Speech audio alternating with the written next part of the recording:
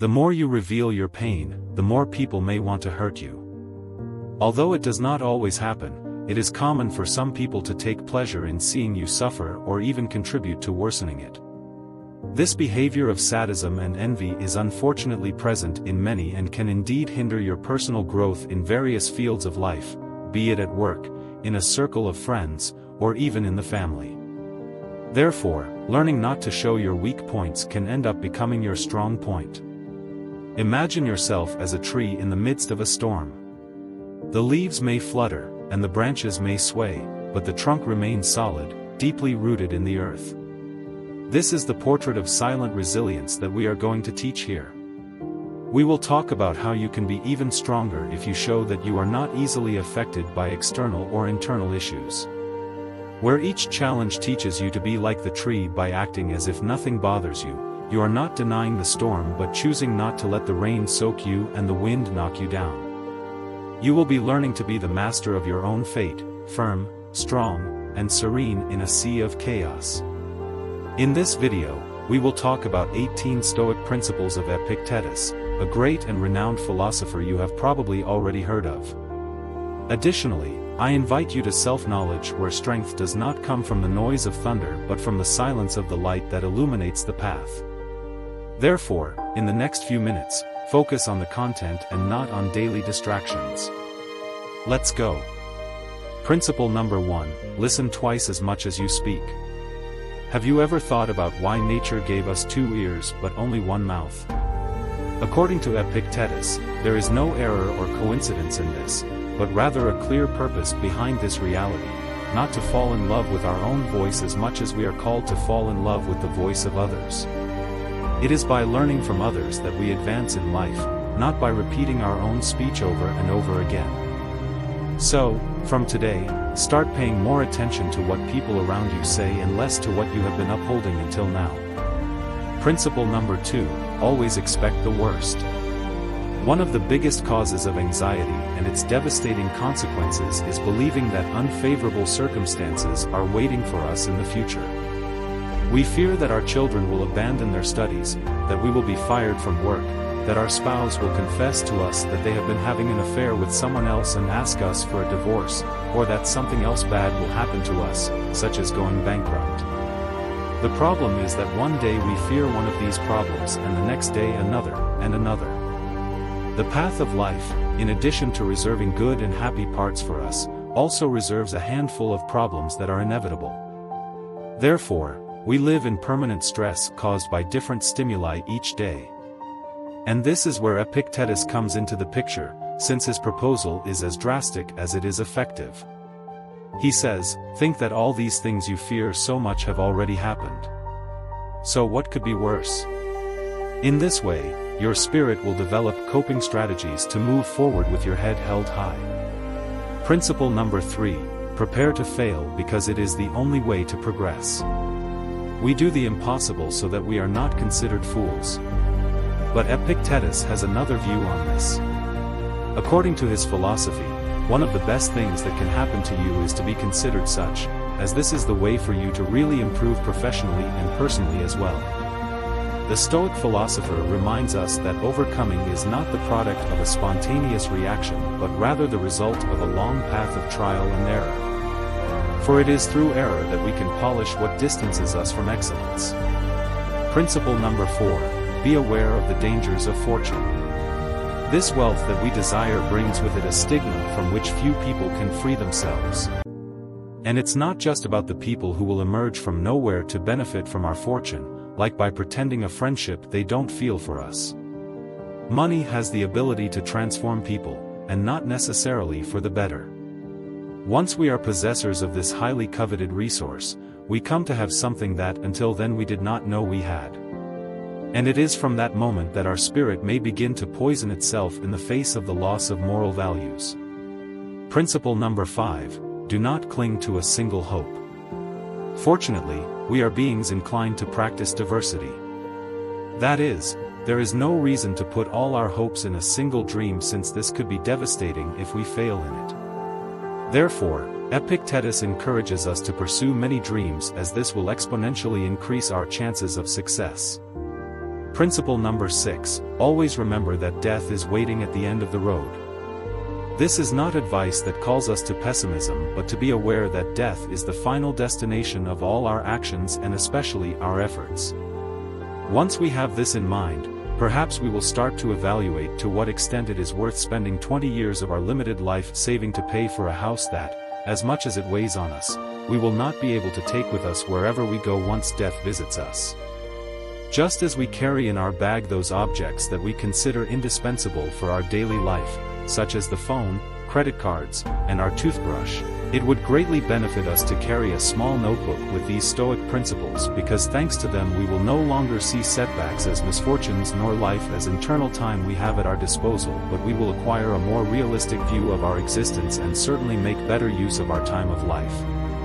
Principle number 7, true wealth lies in a contented spirit. Due to Stoicism, Epictetus had his particular conception of happiness, and we can know it through one of his famous phrases: "A wise man is one who does not fret over the things he does not have but rejoices in those he does have." This reflection is more than a thought, it is advice to learn to stop feeling afflicted by those riches that are not yet part of our life, because while we allow ourselves to complain and mourn for what we lack, we lose valuable minutes of happiness in which we could thank for everything we have achieved so far, which is much more than our eyes are trained to appreciate. Thus, a rich person is, above all, a happy person. Principle number 8, incorporate humility into your life. If you really want to learn something, it is essential that a person learns what they believe they already know. Through this phrase, Epictetus calls us to make use of our humility, especially in the realm of learning. Going through life boasting of the pride of knowledge distances us more and more from the authentic knowledge that arises from the conviction that we are completely ignorant about what we intend to learn. In this way, we will look at everything through the eyes of a child, which harbors as much capacity for wonder as it does a desire to learn. Principle number 9, guilt is synonymous with plague. Narrow-minded people blame others. Ordinary people blame themselves.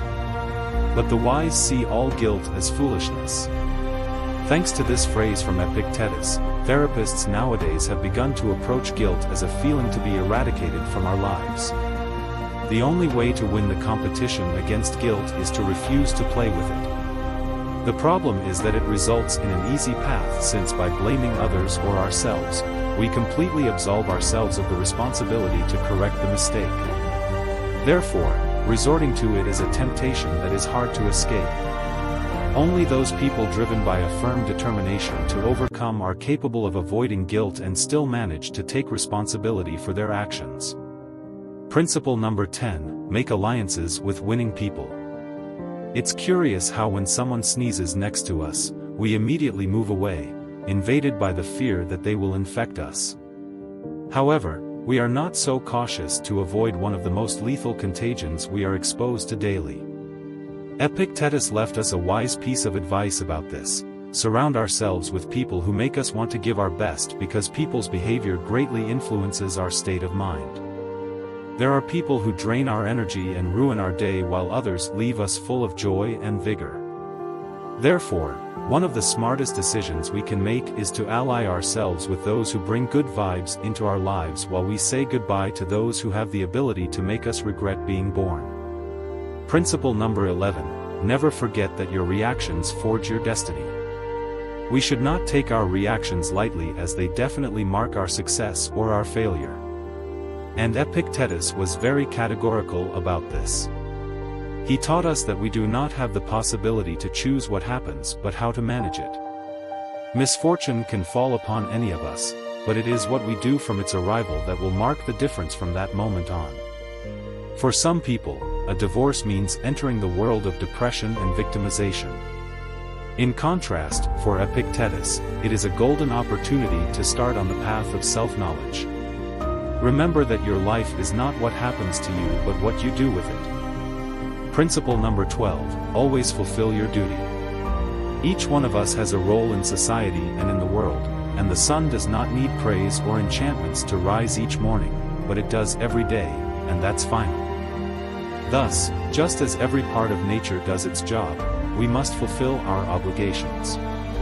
If we are waiting for please or praise to do our work, we are failing both the environment to which we belong and ourselves. If we know what our task is and are aware that other people depend on it, it is our moral duty to carry it out without waiting for anyone to remind us. Principle number 13, do not hate those who hate you, simply ignore them. You are much bigger and completely superior to the one who criticizes, despises, and discriminates against you. Therefore, do not waste your precious time hating that person, as they do not even deserve to be present in your thoughts. We are encouraged not to fear people who harm you, as that noise represents a regrettable attempt to damage you. So ignore it and become immune to it. Principle number 14, bet on simplicity. Why live in frugality if nowadays we have the possibility to surround ourselves with all kinds of luxuries? The answer is much simpler and more logical than you think, because wealth does not maintain itself but requires commitment and a lot of daily energy to be able to preserve this system of luxuries and wealth. In contrast, when we opt for a simple lifestyle, we stop being surrounded by the pressure of having to meet the due dates of bills, loans, and credit cards. Principle number 15, when you allow the comments and attitudes of others to bother you, you are handing over control of your life. Any person capable of making you angry becomes your master. However, that person can only make you angry when you allow yourself to be disturbed by them. Epictetus makes us understand that there are many keys within us, and some lead us to happiness while others lead us directly to emotional ruin. And it is precisely this last key that we hand over to those who make us angry. The solution to this problem is to put up a barrier that prevents us from being affected by the attitudes of others, because definitely each one is the owner of what they say and also of what they decide to listen to. Principle number 16, friendship is above wealth. True wealth is genuine friends, as they will be there to support us if one day our material fortune dissipates. Therefore, dedicate yourself to cultivating true friendships, and you will be making a very profitable long-term investment. Principle number 17, always extract the benefit from things. Whatever happens, it is up to you to take advantage of it or not. These were the words of Epictetus. As you can see, it is not about having the option to take the good out of adversity, but that doing so is our duty. As long as there is intelligence in you, there will be the ability to realize the advantages you can take from the situation that has struck you. Imagine that one day you arrive at work to find out you will be fired. Instead of despairing and accusing the universe of being against you, you have the option of venturing into that enterprise you dreamt of while fulfilling your work schedule alongside people you disliked.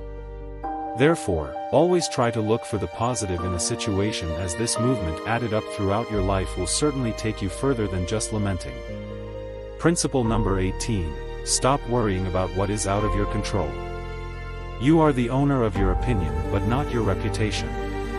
You have the desire and the zeal for the search, but you cannot control the amount of goods you have or success.